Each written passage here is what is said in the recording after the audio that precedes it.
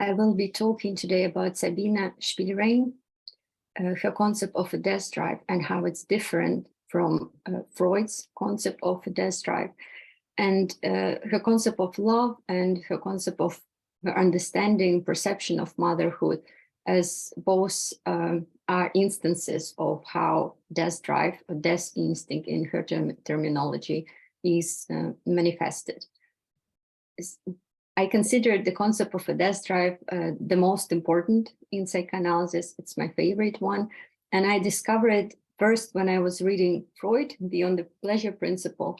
And I immediately felt, well, maybe not immediately, but I felt that there is something very dear to me in this concept. But at the same time, it doesn't fit into Freudian general framework of psychoanalysis. And it later turned out that there is a reason for it, because it doesn't belong to him. It belongs to Sabina Spielrein, even though today we almost exclusively associate the concept of a death drive with Freud, but it doesn't belong to him. Not only it doesn't belong to Freud, but in my view, it undermines and it contradicts the whole framework of Freudian psychoanalysis. So Sabina Spielrein, quite well known at her time, but later almost completely erased from the history of psychoanalysis.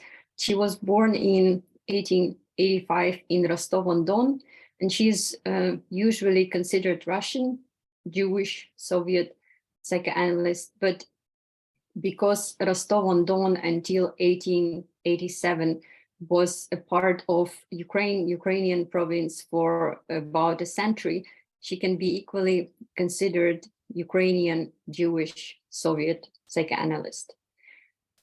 So Freud actually acknowledges her influence on his concept of the death drive in his footnote in Beyond the Pleasure Principle, but footnotes are less noticeable.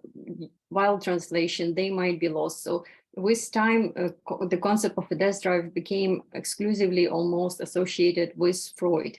And the way he acknowledges her in this footnote, claiming that Sabina Spielrein was just the one who anticipated his concept of a death drive, which is not true, because she was the one who develops it. And it took time for Freud to actually accept it and to attempt to make it a part of his theory. In my view, not only in my view, but it might be considered that Freud attempt to make it a part of his theory actually was a failure. For example, Todd McGowan would claim that when Freud discovered or accepted, it's better to say, the concept of a death drive in his Beyond the Pleasure Principle, his optimism became theoretically unstable and disappeared from Freud's work. And the death drive disrupted his thinking. So one can feel it in this style of Beyond the Pleasure Principle. Freud, it's a failure of the Freud. It's Freud struggling to accept something that it's impossible to accept if one is not ready to not to keep the previous framework of thinking. Also, Alexander Etkind, in his work Eras of the Impossible, discussing the history of Russian Soviet psychoanalysis, when he discusses Sabina Spielrein and her influence on Freud, he also feels that there is something different in Freud in his Beyond the Pleasure Principle when he's attempting to accept, develop the death drive and the concept of a death drive, and Freud changes. His thinking becomes different. It contradicts his general framework of thinking.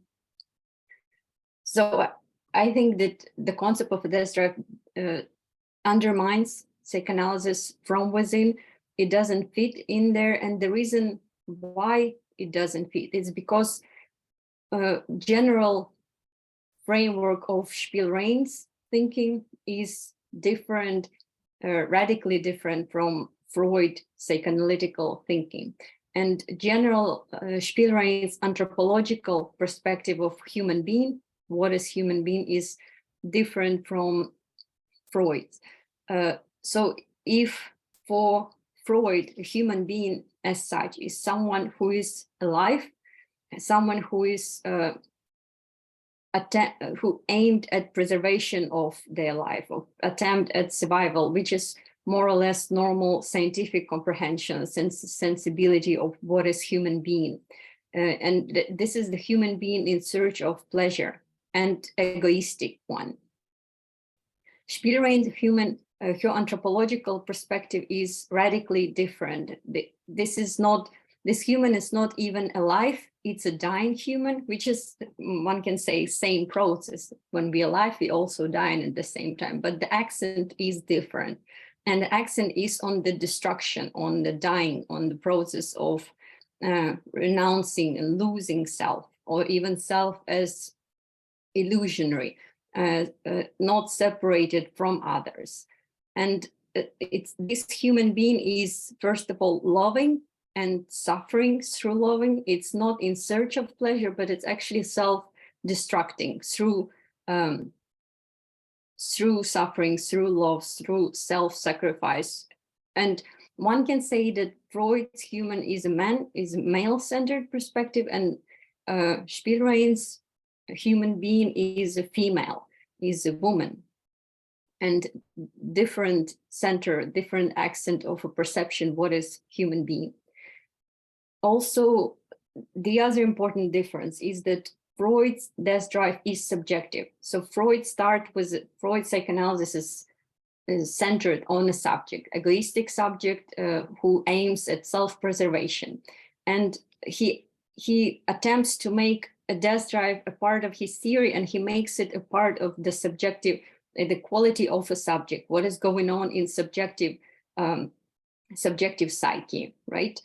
But for Spielrein, it's different. One can say that this death drive is intersubjective. It exists it's not a quality of the individual, and this is how Freud suffers. You can't make it exclusively a part of the individual. Spielreinian concept is initially exists beyond and above individual. It's intersubjective. It exists in between subject as something that erases subject, separate subjectivity. And she initially presented, she was writing first about this concept, her concept of death instinct or death drive, in her diary more than 10 years ago, before Freud would publish his Beyond the Pleasure Principle in 1920. And she discusses it as a demonic force whose essence is destruction, and at the same time, it's creation. She connects it with sexuality. She would also connect it with love, and with the example would be motherhood. We'll discuss it later. So in this quote, one can see already that the forces of destruction are inseparable of forces of creation. Destruction and creation, they go together for in Spielrein thinking. Unlike, so death drive is about love. Unlike in Freud, it's not about love. In Freud, you would still see a duality of eros and thanatos, of love, something that has to do with love, reproduction, procreation, and eroticism, and the opposite would be death. In Spielrein, they are connected. They're the same thing. Or one could say that love, among other phenomena, are one of the instances of the work of a death instinct, one of its manifestations. So demonic force is responsible for both destruction and creation, and they're functioning together. It's not that there's duality of them or different sides of them, but it's the same thing.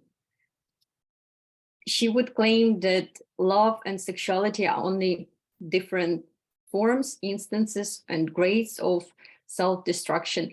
It's not the only instances. She would also discuss art as an example of such a process, when the loss of selfhood, the loss of I, and motherhood is even more obvious example of this work of destruction that is also creation. So she derives this conclusion partially, well, maybe from her own experience and her thinking, but also with the work from the work with her female patients. And she notices that for them, this negative feelings, they are central. Such negative feelings that, for example, anxiety, when her patient felt in love, for them, the central place, what occupies the central place in their psyche is negative feeling. And Freud would say that those negative feelings, they're not directly associated with sexuality and reproduction, eros, procreation. For him, the impression is more that those are supposed to be kind of naturally associated with positive feelings, with feelings of enjoyment, happiness. But in Freud theory, what the negative aspects like disgust or anxiety is something that is admixed to the initially positive feelings of erotic feelings, admixed because of the constraints of civilization, of culture. And from here derives the goal of Freudian, the practice of Freudian therapeutic practice of Freudian psychoanalysis, to free those natural, of course it's primitive to say, but anyway, the natural positiveness of erotic longing, of to free sexuality. Spielrein claims that it's not something, the negative feeling is not something that is admixed to the reproduction sphere of erotic, but it is the substance. The anxiety is or other negative feelings is the substance of love. This is how the destructive nature of destruction, that is the substance of love, is manifested on a level of psyche. So her female patient would feel the love longing inside of them as something, as their enemy, as something self-destructive, as the destructive power that destroys them from within, as the force that they surrender their self to. So Spielrein shows the inseparability, the connectedness of creation and destruction on the level of subjective psyche, but also on more ontological level. For her, death and love are the same thing. And she would also employ the language of biology, simple facts, to show that, not this language on the slide, but talking about procreation, about simple biological fact, for example, of fertilization, when the fusion of female and male germ cells occurs, and which results in pregnancy and new life. And in this logic, it's normally perceived as completely positive thing, like one entity plus another entity equals even more entities or some other positive entity. And there is no, in this logic, which we normally employ, the negative side is lost. So in this formula, there is no death, there is no destruction, it's just 1 + 1 equals something else equals 2. There is nothing gets destroyed. But already in the most primitive biological facts, like fusion of female and male germ cells during fertilization, one can see there's already death and destruction in operation, and one can say that those destructive processes, not positive processes, are the central ones. And the next one, this is my formula. So to show the death and destruction as at least present, if not central, to the processes of that are associated with reproduction, with just multiplication, one can use any formula that would include multiplication on 0, which we were told at school never not to do. But anyway, it just shows how the processes of creation involve destruction, involve death. In this formula, one can see that the unit, the entity, is present only temporary. This one, it's annihilates itself, it strives for its annihilation, and it, through the process of adding one such self-destructive entity to the other self-destructive entity, it results, we can say it results not in 0, but it results on other 1 and multiplies 0, right? So the procreation, the generation includes destruction. And we can say procreation is the result of destruction, of sacrifice of those ones, of those entities that and this dark side of this process we prefer not to see. Like in any phenomena we associate with procreation, with reproduction, love, longing, motherhood, there is aspect of destruction, of sacrifice. Like during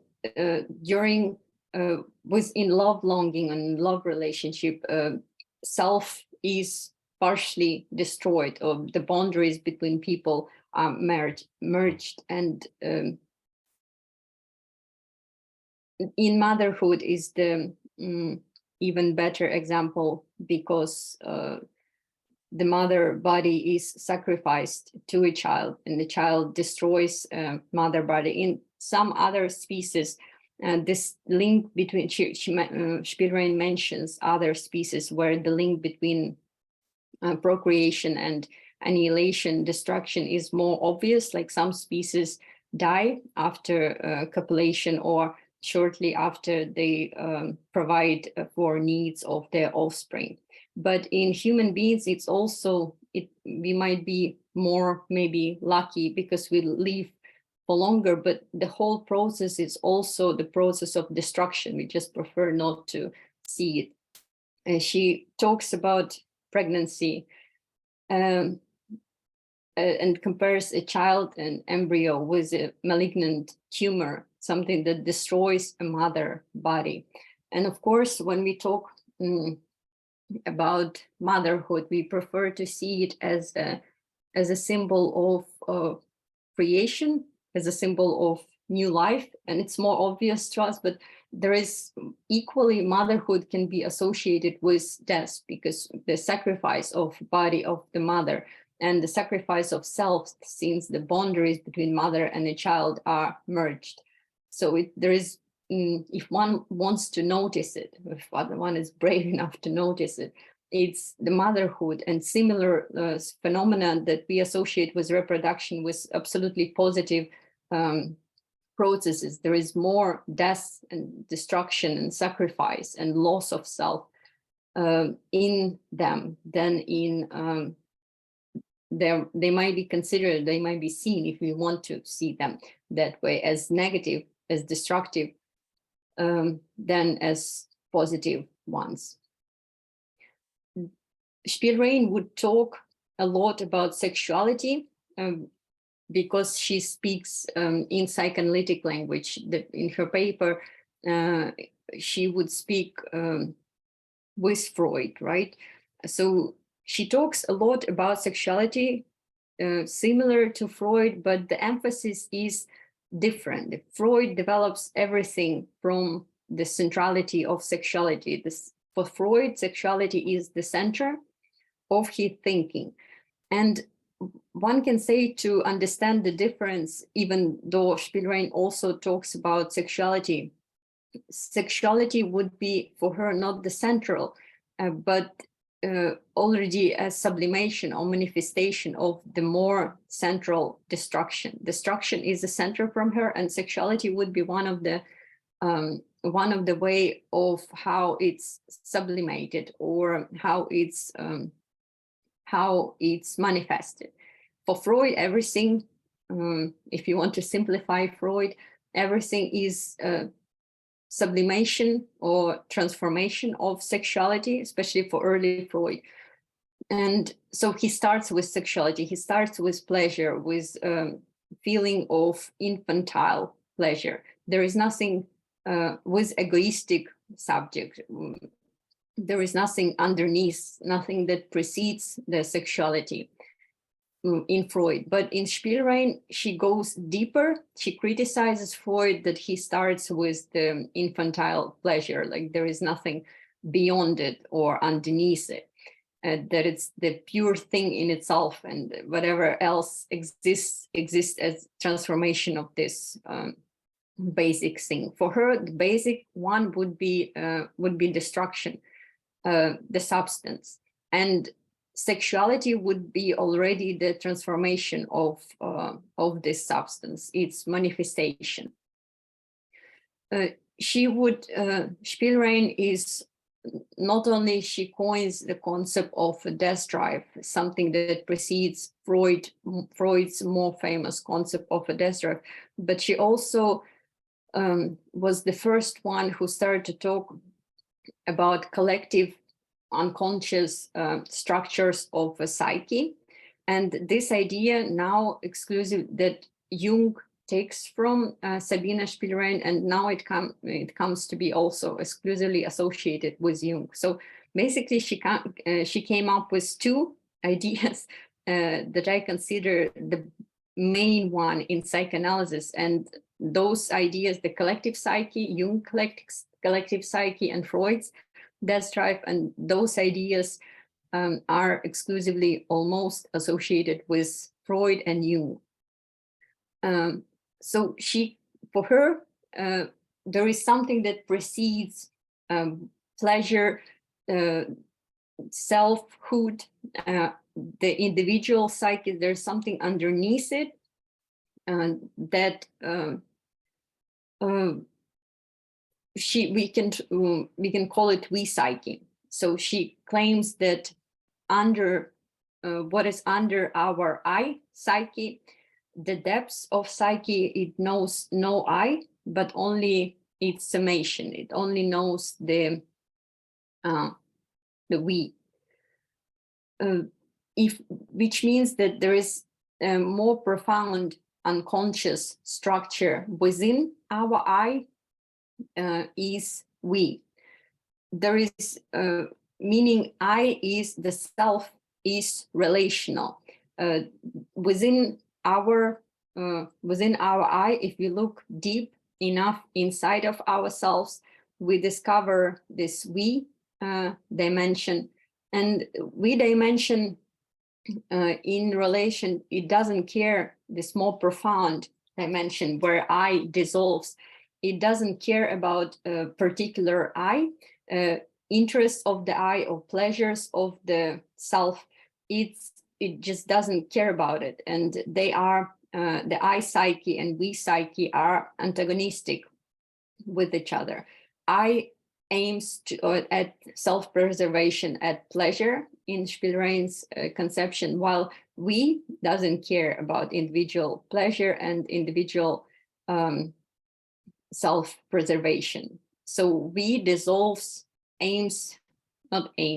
but we dimension, which is in depths of our I, and I is illusionary, more illusionary in relation to the we psyche. It's something that destroys our I psyche. When we fell in love, when the reproductive complexes they have to do with this we psyche, and therefore Spielrein would claim that there is something in the depths of us, in the depths of our I, ourself, that paradoxically wants self-annihilation, that aims at destruction of I. And this is how the death drive, which both Freud and Spielrein agree, is the central principle of an individual psyche.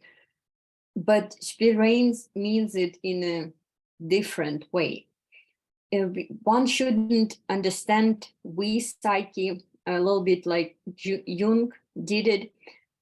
We shouldn't understand we psyche as a collective psyche that belongs to some collective entity, like collective individuality. It's not about individuality. It's not that it's I, but on a larger scale, the I of a family, or the I of a certain, the self of a certain collective self of a certain generation, a certain culture, or even humankind. It's not individuality on a larger scale. It's not a certain amount of people or generations. The principle that dissolves any separability. It's not certain delineated we. It's rather, it's not I. It's the space of dimension of non-differentiation, of the absence of individuality. And it's easier to understand it, and more adequately to understand it as a space, as a negative space of not I, of lack of differentiation. Something similar to Kristeva woman's time, where this dimension where the linear time collapses, where it doesn't exist. So one would maybe more adequately can understand it in negative terms, this dimension, not as a larger scale positive thing, substance, but rather opposite to any separated positive structures. And Spielrein would use the symbol of a mother, of prime mother, to talk about this dimension, the dimension of a we psyche. She would compare it with creative sea waters, the dark creative waters of, and with a prime mother, but also the space is space of it's undifferentiated, space without linear time, space that we discover in depths of ourself, and that paradoxically annihilates ourself. That is more profound and less illusionary than the dimension of selfhood that we all carry within ourselves. So paradoxically, if we look deep inside in ourselves, we discover there is no I. We discover not I. We lose ourselves. And so the prime mother, the dark creative sea water, the image that she uses, and she points out that on the coincidence of a symbol of a mother, of a symbol of a womb, and a symbol of grave, and symbol of a coffin. They paradoxically, it looks like they point to different things, death and birth, beginning of life, but in many cultures, in mythology, those images coincide. So at the same time, the destructive dimension, and at the same time, creative dimension, the coincidence of those are undifferentiated. She likes to talk. She likes to bring up the Nietzschean image of Zarathustra,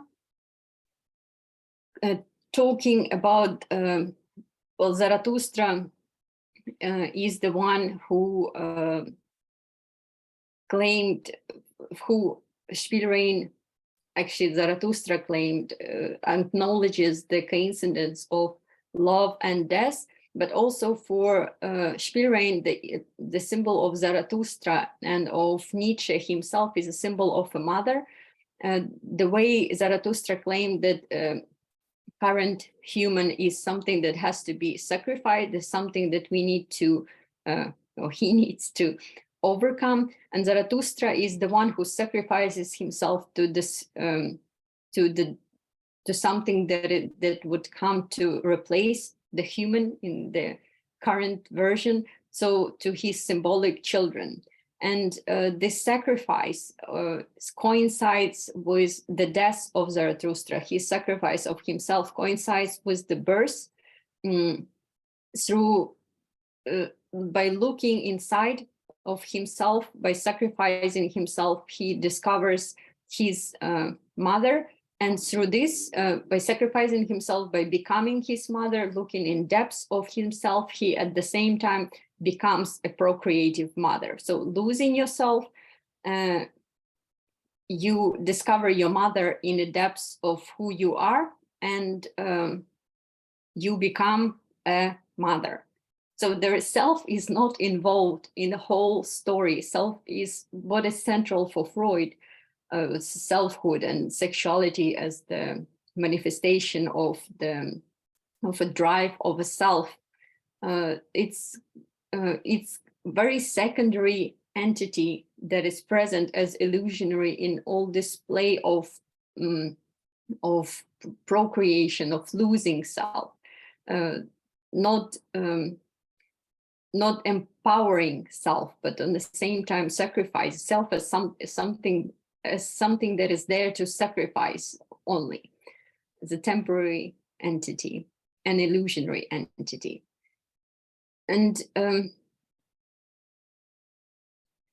so if for Freud, in his discussion even of sexuality, the central point is life, at least in early Freud that is before he accepted the concept of a death drive.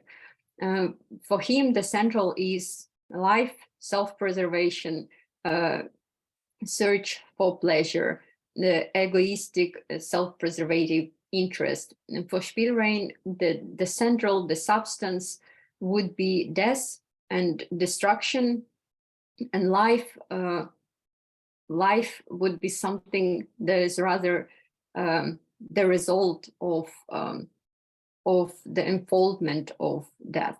And one can say about both that in Freud, one can find the idea that life and death, they are equal, or eros and thanatos. And in Spielrein, if one wants, they also can find that the death is equal to life. So it's not that straightforward, but still there is more accent, more this perception of central in Freud, it would be life, and in Spielrein would be death.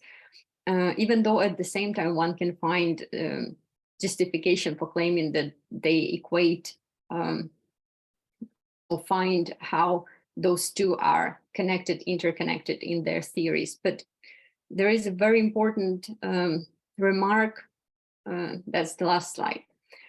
So one important remark that Sabina Spielrein makes when discussing destruction and creation. So according to her, a self undergoes destruction, and it later, for example, through love, and it later can come back from the dimension of we psyche, from its self-sacrifice, and it can be even more beautiful, even though some of the forms of this self-destruction, of the immersion into the we psyche, are not beautiful. It's, for example, she mentions the example of depersonalization in schizophrenia, but the point is that any transformation of self involves destruction of selves. It can be, the result might be beautiful, the beautiful self that underwent love experience, but it can also manifest itself or art, artistic work, or it can also be form of schizophrenia. But the normal taste, and here she talks about taste, the matter of taste, whether we see in this process of rebirth, death and rebirth, whether we see what is central in this process.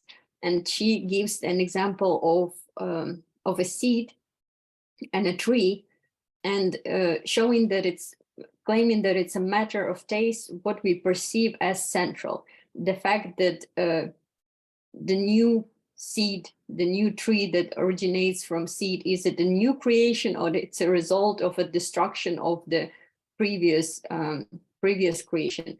So if we talk, and of course she claims, according to her taste, the central would be destruction. And whenever we talk about the process of rebirth and death that precedes the process of birth, our immediate reaction is to think, to place the centrality on the birth part, on the life part, that something was sacrificed. The body of a mother during pregnancy, for example, was sacrificed for new life. And the impression with this accent on positivity, on creative process, is when we forget about destruction, putting it in at the back, right? The impression is that through birth, the death and the suffering, the sacrifice that precedes it is redeemed. But it's a matter of taste. And we can also say that it's the death that is central. It's not redeemed. The sacrifice in motherhood of a mother body, or sacrifice, the death that the self undergoes during while in love, it's there. It's not redeemed, and it's not cancelled by a birth. We can say that this death is the central substance, and a birth, what we call a birth or rebirth or some kind of creation, is just the secondary formation, but byproduct of unfoldment of death, unfoldment of sacrifice, and unfoldment of destruction. It's just a matter of taste, and one can train themselves to think, to see the if we claim that love and death are equal, which is easy to probably switch to the equality of seeing the destructive processes as something that goes together with the creative processes. If it's equality between them, and our more conventional perception would prefer to see positive creative processes as central one. But if they're equal, it's also equally positive to see death and destruction as a central, as a substance, and the positive processes, like a process of birth, as something doesn't redeem, as something that exists only as secondary and illusionary in relation to the more negative substance, which is destruction and death. An example with the motherhood, the child doesn't redeem the sacrifice of a mother body. It's still, and it's not that it cancels it. It's born and that's it. It's still the death is going on. The sacrifice of a mother, of her body, of her boundaries, of her selfhood is at work, and the child is a part of this process. Its death is not over. It's not over. Death, birth doesn't overcome death. Death is the process. The self-sacrifice is the process, and is something that involves, and one of the aspects of this unfoldment one can perceive as a birth. All right, thank you.